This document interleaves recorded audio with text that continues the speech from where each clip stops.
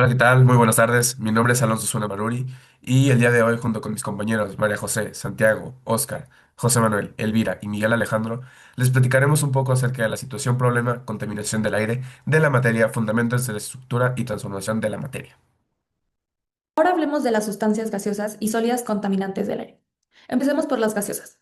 Primero tenemos el dióxido de carbono, conocido como CO2. Es un gas incoloro, tóxico e inflamable, que tiene un periodo de vida de entre 30 y 90 días. Después tenemos el dióxido de azufre, conocido como SO2. Es un gas incoloro y no inflamable. Su principal fuente es la quema de combustibles fósiles, al igual que procesos naturales, tales como las erupciones volcánicas. Después tenemos los óxidos de nitrógeno, conocidos como NOx, que son compuestos formados por nitrógenos y oxígeno. Los dos relacionados a la calidad del aire son el monóxido de nitrógeno, NO, un gas de efecto invernadero, y el dióxido de nitrógeno, conocido como NO2, el principal causante de la lluvia ácida. Después tenemos los compuestos orgánicos volátiles, conocidos como COVs. Estos compuestos son producidos de forma natural y también mediante actividades como el transporte. Ahora hablemos de los sólidos. Primero tenemos los metales pesados. Son elementos químicos con alta densidad y toxicidad. Después tenemos los compuestos orgánicos volátiles, que son compuestos formados por una molécula de carbono y uno de los siguientes moléculas: hidrógeno, halógenos, oxígeno, azufre, fósforo, silicio o nitrógeno. Después tenemos las partículas en suspensión, que son sustancias sólidas o líquidas que se encuentran suspendidas en el aire, formadas por polvo, polen, humo u orín, aunque la mayoría proceden principalmente del tráfico, ya que se generan por la combustión de motores. Después tenemos otros contaminantes sólidos, como por ejemplo los residuos de la quema de biomasa y ciertos contaminantes orgánicos persistentes, conocidos como COP. Bueno, a continuación hablaremos sobre las estructuras de Lewis del dióxido de azufre, dióxido de nitrógeno, dióxido de carbono, metano y metilclorato. En el caso del SO2 tenemos un enlace doble con un oxígeno y un enlace simple con otro oxígeno y un par de átomos desapareados en el azufre. En el caso del NO2 tenemos igual un enlace doble, un enlace simple, pero tenemos un electrón desapareado, ¿no? En el caso del CO2 tenemos dos enlaces dobles, o uno en cada oxígeno. En el caso del CH4 metano tenemos el carbono como átomo central y después tenemos cuatro hidrógenos con enlace simple. Y por último, el CH3Cl, tenemos una configuración similar al metano, pero sustituimos un hidrógeno por un cloro. Igual, un enlace simple. Ahora que ya conocemos las estructuras de Lewis, veamos cómo estas determinan la geometría de polaridad de las moléculas. En el caso del dióxido de azufre y el dióxido de nitrógeno, la geometría electrónica es trigonal plana, pero al tener pares libres de electrones en el átomo central, la geometría molecular resulta angular. Esto provoca una distribución desigual de cargas y por lo tanto son moléculas polares. El dióxido de carbono, en cambio, es lineal y perfectamente simétrico, lo que hace que los dipolos se cancelen y sea una molécula no polar. Con el metano sucede algo parecido, su geometría tetraédrica y enlaces idénticos hacen que también sea no polar, pero cuando sustituimos un hidrógeno por cloro, como en el clorometano, se rompe la simetría y la molécula se vuelve polar. Finalmente, en el agua, aunque la geometría electrónica es tetraédrica, los pares libres del oxígeno generan una forma angular que lo convierte en una molécula polar. Ahora, ¿cuáles son las interacciones moleculares entre estos gases? Las interacciones intermoleculares dependen si las moléculas son polares o no. Cuando ambas moléculas son polares, como en el caso del SO2 con NO2 o con CH3Cl, se presentan fuerzas dipolo-dipolo. Si una molécula polar se encuentra con una polar, como SO2 con CO2, aparecen interacciones dipolo-dipolo inducido. Cuando las dos moléculas sean no polares, como CO2 y CH4, las únicas fuerzas que actúan son las fuerzas de dispersión de London. Y en caso del agua, por su alta polaridad y sus pares de electrones libres, puede formar puentes de hidrógeno con moléculas polares como SO2, NO2 o CH3L, generando interacciones mucho más fuertes. En resumen, la polaridad determina el tipo de interacción que tienen estas moléculas entre sí, si ya sean dipolo-dipolo, dipolo-dipolo inducido, dipolo-inducido, dipolo-inducido, o con puentes de hidrógeno. Hay muchos más, pero regularmente estas son las que se pueden apreciar más entre estos compuestos.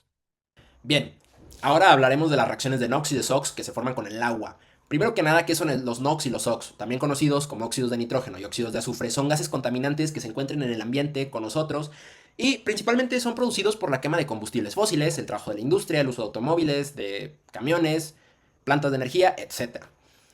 Los dos ejemplos que tenemos aquí son el dióxido de azufre y el dióxido de nitrógeno. Ambos, al reaccionar con agua, producen ácidos, los cuales son un peligro para la sociedad, para el ambiente, ya que generan afectaciones graves. Ahora, ¿por qué es importante saber la reacción de las partículas contaminantes con el agua? Bueno, si se llega a formar en grandes cantidades, por ejemplo, con la lluvia, se genera un fenómeno llamado lluvia ácida, el cual desgasta monumentos y construcciones, especialmente las hechas de mármol o caliza. También acidifica los cuerpos de agua, como son los ríos, los lagos, incluso partes del mar, afectando pues la vida acuática y la vegetal. Y para mí la afectación más grave es a la salud de las personas, ya que al estar asociada con partículas contaminantes, pues genera un riesgo en nosotros. Entonces esto es un círculo vicioso. Nosotros las producimos y nos afectan a nosotros. Del ácido sulfúrico tenemos que su átomo central es el azufre. Está enlazado a cuatro grupos, o sea, dos átomos de oxígeno con doble enlace y los grupos de OH. Por lo tanto, tenemos que la geometría electrónica y molecular, o sea, ambas, es tetraédrica y esta lo hace una molécula polar. El nitrógeno es el átomo central del ácido nítrico y está enlazado a tres átomos de oxígeno, sin pares de electrones libres. Esto le da una geometría electrónica y molecular trigonal y al igual que el ácido sulfúrico va a ser una molécula polar. El ácido nitroso. El átomo central del ácido nitroso va a ser el nitrógeno, que va a estar unido a un oxígeno y a un grupo de OH. Este va a tener un par de electrones no enlazados y la geometría electrónica es trigonal plana, pero la geometría molecular va a ser angular. Y esta forma angular le va a ser una molécula polar. El agua, el H2O, tiene como átomo central el oxígeno y que está enlazado a dos hidrógenos y con dos pares de electrones libres. Esto resulta en una geometría electrónica tetraédrica y una geometría molecular angular. La forma angular hace al agua una molécula altamente polar. Luego tenemos todas las moléculas en nuestra tabla. Estas moléculas contienen hidrógenos unidos a oxígenos, lo que les permite formar puentes de hidrógeno. Por ejemplo, tenemos al H2SO4 con el NHNO3. Esta interacción tiene puente de hidrógeno porque ambas moléculas son polares y pues tienen hidrógenos unidos a oxígenos. Y por ejemplo tenemos un HNO3 con un HNO2 y estas moléculas principalmente se atraen a través de puentes de hidrógeno ya que ambas tienen el grupo de OH. Bien, ahora continuaremos con lo que serán los puntos de ebullición y viscosidad del ácido nítrico y el ácido sulfúrico. El ácido nítrico tiene un punto de ebullición de aproximadamente 83 grados Celsius y una viscosidad de 0,76 centipoise a 25 grados centígrados. Los centipoise son la unidad fundamental de la viscosidad. El ácido sulfúrico tiene un punto de ebullición de unos 337 grados Celsius y una viscosidad de aproximadamente 26,7 centipoise a 20 grados Celsius. El ácido sulfúrico tiene un punto de ebullición más alto que el ácido nítrico debido a su mayor peso molecular y a los puentes de hidrógeno entre sus moléculas. Por lo tanto, requiere más energía para superar estas fuerzas y pasar al estado gaseoso. Y se puede decir de igual manera que es por lo mismo por parte de la viscosidad, ya que se basa en los mismos principios, en la superioridad de las fuerzas intermoleculares. Continuamos analizando la estructura a nivel atómico de los contaminantes sólidos. Los metales pesados como el plomo y el cadmio presentan arreglos cristalinos definidos, como la cúbica centrada en caras o la hexagonal compactada. Esto es crucial ya que su estructura influye directamente en su reactividad y persistencia ambiental. Un caso especial es el arsénico, que sí presenta alotropía, es decir, puede existir en más de una forma estructural, lo que afecta en su toxicidad. Avanzando a contaminantes no metálicos, vemos que los compuestos orgánicos volátiles y las partículas de suspensión no forman cristales puros. Estos suelen presentarse como fases amorfas o sales semicristalinas, absorbidas en aerosoles. Esta falta de orden molecular define su comportamiento en la atmósfera, su dispersión y cómo es que interactúan con otros contaminantes y con la luz solar. Finalmente, entender estas propiedades como la polaridad, la estabilidad y el punto de ebullición nos permite explicar por qué estos contaminantes son dañinos y cómo podemos combatirlos. Cuando hablamos de contaminación del aire, nos estamos refiriendo a la presencia de sustancias que alteran la composición natural de la atmósfera y son perjudiciales pues, para nuestra salud y para el medio ambiente. Algunos de los principales contaminantes vienen siendo el dióxido de carbono. Aunque este es natural en la atmósfera, las actividades humanas han aumentado su concentración y se está convirtiendo en el principal responsable del efecto invernadero y el calentamiento global. El dióxido de azufre y óxidos de nitrógeno. Estos dos gases provienen de la quema de combustibles fósiles. Al reaccionar con el agua en el aire, estos se transforman en ácido sulfúrico y ácido nítrico, que son componentes clave para la lluvia ácida que daña la vegetación, los edificios y los ecosistemas acuáticos. Los compuestos orgánicos volátiles, estos se evaporan fácilmente y pues provienen de productos químicos y de la gasolina. En presencia de la luz solar y los NOx forman smog fotoquímico y ozono troposférico, que irritan las vías respiratorias y dañan las plantas. Los metales pesados son elementos como el plomo, el mercurio y el cadmio. Estos son muy tóxicos y no se pueden degradar. Una vez liberados, estos se acumulan en los seres vivos y se aumenta su concentración a medida que subimos en la cadena alimentaria. Un proceso conocido como bioacumulación y pueden causar graves problemas de salud. Y por último, las partículas en suspensión. Estas son partículas microscópicas, como el polvo o el hollín, que provienen de la combustión y de procesos industriales. Su tamaño es crucial. Cuanto más pequeñas, más profundamente pueden penetrar en nuestros pulmones. Estos pueden causar problemas respiratorios y cardiovasculares. Su toxicidad va a depender de lo que transportan. Como material propuesto y su justificación tenemos el oxiduro de bismuto, BOI, el cual es un material que al interactuar con la radiación solar genera especies reactivas que rompen los enlaces covalentes de contaminantes como los gases NOx, facilitando su eliminación de la atmósfera. Este proceso ocurre gracias a radicales que se forman durante la activación del BOI y una posible aplicación sería incorporarlo en materiales de construcción expuestos al sol, donde actuaría como un catalizador para degradar contaminantes ambientales de forma segura y sostenible.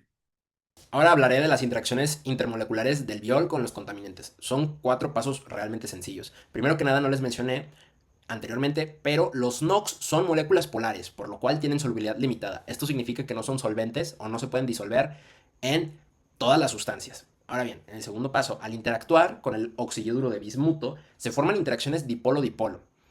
Bien, el paso más importante es este. Una vez que el biol se activa con el sol, o es decir, entra en contacto con los rayos ultravioleta, esto oxida a los óxidos de nitrógeno, resultando en nitratos, los cuales son iones que son altamente solubles en agua. ¿Por qué es importante que sean solubles en agua?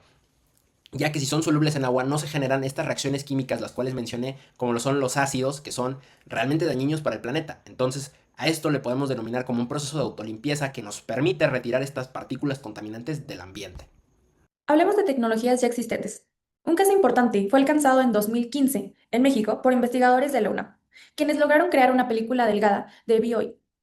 A partir de este avance, se han propuesto diversos usos tecnológicos, entre ellos reactores para tratamientos de aguas residuales, sistemas de purificación de aire en interiores y exteriores, así como la aplicación en zonas hospitalarias para impedir el crecimiento de la bacteria. Opino que gracias a estas características, el BioI se perfila como una opción prometedora dentro de la protección del medio ambiente.